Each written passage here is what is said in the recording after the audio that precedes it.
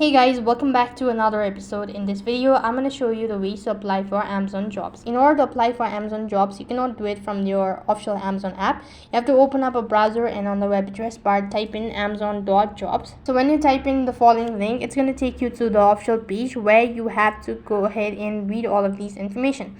So according to the Amazon, this is how it's gonna look like.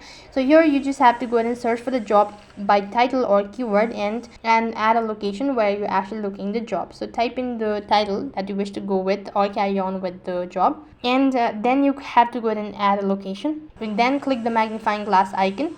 Here you should be able to find the job. You could also tap the filter button and then filter it according to the distance and all that. Click the done button, look here, right over here, and here you can see this is how it's gonna look like.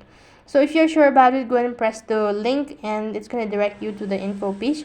Now to apply for it, click on apply now button.